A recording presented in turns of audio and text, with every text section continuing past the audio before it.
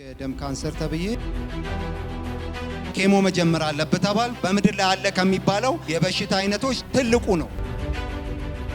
ሰው የለኝም። በዛ ላይ በፍርድ ቤት ኬዝ ደግሞ ተይዣለሁ። ጠላት በብዙ በኩል ነበር የተዋጋኝ። ልክ በስድስተኛው ላይ አንድ ነገር ተፈጠረ። እዛ ቦታ ላይ እስከ ሰባተኛ ዙር ድረስ ሄድኩኝ። በሲቲ ስካን ታየ፣ የለም አሉኝ።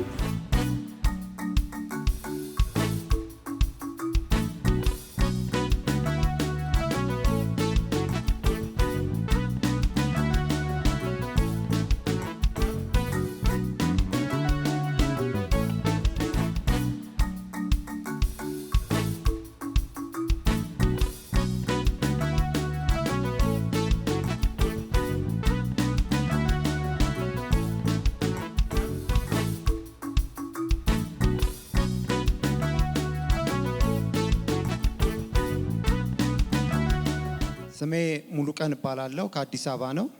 እኔ በዚህ ቤተክርስቲያን የተደረገልኝ በ2015 ጀምሮ በህመም ላይ ነበርኩኝ እና ህመሙም ካንሰር ተብያለሁ። የደም ካንሰር ተብዬ በጣም በአስቸጋሪ ሁኔታ ውስጥ ነበርኩ። ድንጋጤ ነበረ። እግዚአብሔር ግን መልካም ነው። ዛሬ አቁሞኛል። ያን ሁሉ አልፎ ታሪክ ሆኗል። ያ የእግዚአብሔር ልጅ ኢየሱስ ስሙ ዛሬን አቁሟል። ያ ስም ዛሬ ህይወት ሆኖ በእኔ ይኸው ቆሜያለሁ። ይህ የእግዚአብሔር መልካምነት ነው። ቸርነቱን አብዝቶልኛል እግዚአብሔር። የሆነው እንዴት ነው? በ2015 ወደዚህ መጥቼ ነበረ። ታማሃል ተብዬ የታመምኩበትን ምክንያት ስሰማ በቃ እግዚአብሔር ቤት መሄድ አለብኝ አልኩኝ። ቀጥታ መጣሁ እዚህ። እንደ ሌሎቹ እንደ ቅዱሳን በዚህ አጻፍኩኝና በዛ ቦታ ላይ ምን ብለህ አጻፍክ? ሳጽፈው የካንሰር ተብያለሁ። የምን ካንሰር? የደም ካንሰር ተብያለሁ ብዬ ነው። እና የእግዚአብሔር ሰው እንዴት ላደርግ አልኳቸው። እንደዚህ እየጸለዩ እያለፉ ጠጋልኩና እናገርኳቸው። እግዚአብሔር ይፈውሳል፣ በዚህ መጠት ትመሰክራለህ አሉኝ። አሜን ብዬ ሄድኩኝ። ያንን ዘይት ተረጨው፣ ቃሉን ያዝኩኝ፣ ሄድኩኝ። እዛ ሲሄድ ቀጥታ ኬሞ መጀመር አለበት ተባልኩ። ኬሞ መውሰድ ጀመርኩኝ። ኬሞውን እየወሰድኩ አንደኛ ዙር፣ ሁለተኛ ሳይክል፣ ሶስተኛ፣ አራተኛ ያለ እኔ ግን ከዚህ ከእግዚአብሔር ቤት አልቀረውም። ቃሉን መገባለሁ፣ እዛ መድኃኒት መገባለሁ፣ እዚህ ቃሉን መገባለሁ። የስሙ ኃይል በእኔ ውስጥ ይሰራ ነበር። አንዳች ፍርሃት ውስጥ የለም። ግን ለሚሰማ ለማንኛውም ሰው ከባድ ነው። በምድር ላይ አለ ከሚባለው የበሽታ አይነቶች ትልቁና ትልቁ ነው። ግን እግዚአብሔር ከትልቆቹ በላይ ስሙ የጌታ ስም ማናቸውንም ያንበረክካል።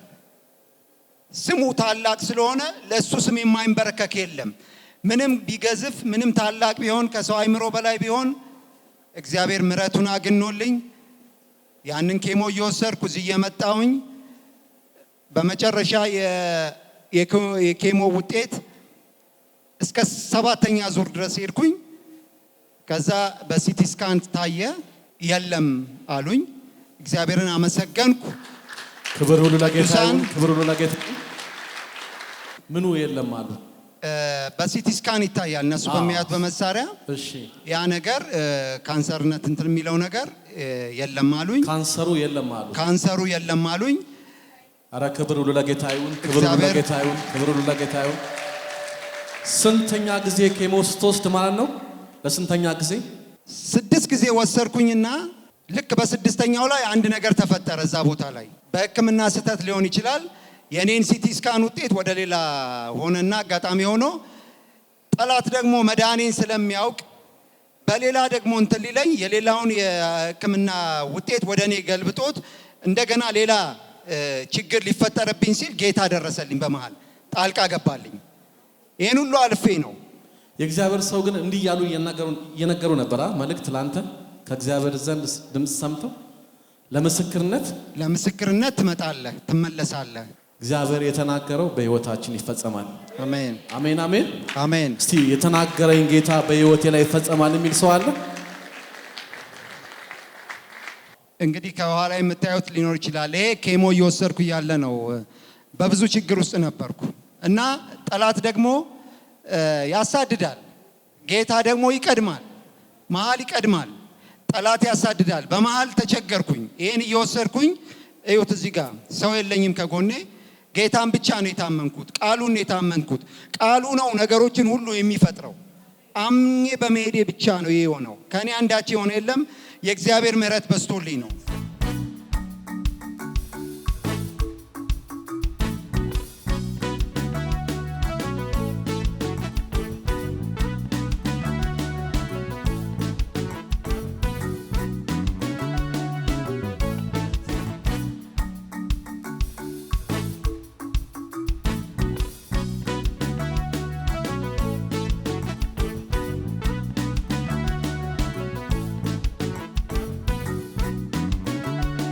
ልክ ስድስተኛውን እንደጨረስኩ ሲቲ ስካን ተነሳ ተባል። ሲቲ ስካን ሲያሳይ የለም ሲሉኝ፣ ግን አንድ ነገር አለ ብለው ወደ ሌላ ክፍል መሩኝ።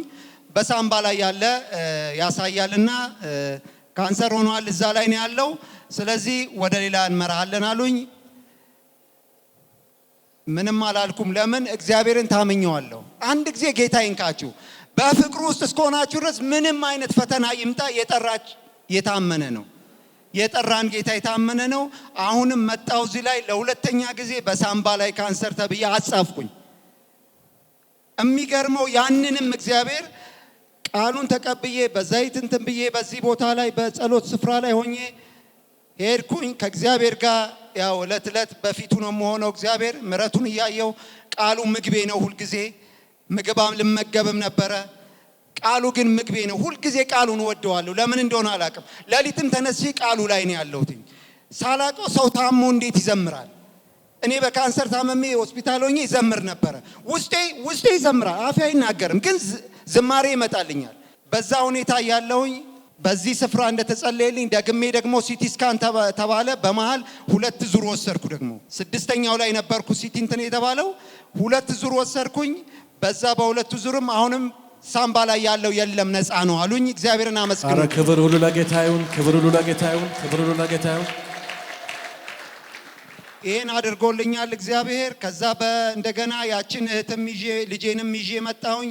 ታናሽ እህትም ነበረች፣ እሷንም ይዤ መጣሁ። የነሱ አምላክ ያለ እናት ነበር ማሳድጋቸው። ስለዚህ እግዚአብሔር ረድቶኛል። ከልጆቼ ጋር ዛሬ የልጆች አባት ሆኛለሁ። መጥቼ መገባለሁ። ይሄ የማያልቀውን ምግብ እለት መገባለሁ። ቃሉን እሁድ አልጠፋም። እዚህ ከቃሉ ጋር ከእግዚአብሔር ጋር ህብረት አለኝ። መልካም ነገር ያ እንደ ትላንትና አለፈ። እግዚአብሔር አሳለፈልኝ። አሜን። በእውነት አሳለፈልኝ። አሜን አሜን አሜን አሜን አሜን። ያ ታላቅ መከራ ነው፣ ታላቅ ነው በእውነት። ዛሬ እንደምታዩኝ አይደለም። በጣም አስቸጋሪ ሁኔታ ውስጥ ነው በ2015 ጀምሮ። ግን እግዚአብሔር መልካም ነው። አሁን ባለፈው በ2016 መጨረሻ ጀምሮ ይሄ ውጤት ከመጣ በኋላ አመቱን ሙሉ 2017 አመቱን ሙሉ በነፃነት ስፈልግ ተንከባልዬ አምላኬን እያመሰገንኩ ክብር ታላቅነቱን እያወደስኩ የእግዚአብሔር ልጅ ኢየሱስ ዛሬም ጌታ ነው። ማንነቱ በእኔ ተገልጧል። ምሕረቱ በእኔ ተገልጧል። በጎነቱ በእኔ ተገልጧል። ይህ የእግዚአብሔር ልጅ ኢየሱስ በዚህ ክብሩን ገልጧል። የእግዚአብሔር ሰው በዚህ ቦታ ላይ ሆኖ መጥተህ ትመሰክራለህ እንዳሉኝ ያንን ቃል ይዤ ሄድኩኝ። በቃሉ መሰረት ያ ሁሉ አለፈ። ዛሬ እንደ ህልም ነው ያ ነገር። የትላንትናው አልፏል። ያም ሆነ ብዬ ዛሬም ከቤቱ አልቀረሁም። መልካምነቱን ልናገር ነው ዛሬም የቆምኩት በዚህ ስፍራ። እግዚአብሔርን አመስግኑልኝ። ቸርነቱ ብዙ ነው። ክብሩን እግዚአብሔር ይውሰድ፣ ክብሩን እግዚአብሔር ይውሰድ። የዘላለም አምላክ እግዚአብሔር ሆይ አመሰግንሃለሁ። እኔ ታናሽ ባሪያህን ይህን ሁሉ ስላደረግ፣ በጎነትህን ስለገለጥክ፣ ታማኝነትህ ከኔ ጋር ስለሆነ ማንም በሌለበት ወቅት ረድተኸኛል፣ አግዘኸኛል፣ አጽናንተኸኛል፣ ቃልህን መግበኸኛል። መንፈስ ቅዱስ አመሰግንሃለሁ። የእግዚአብሔር መንፈስ ክብር ይሁን። ቅዱሱ መንፈስ ክብር ይሁንልህ።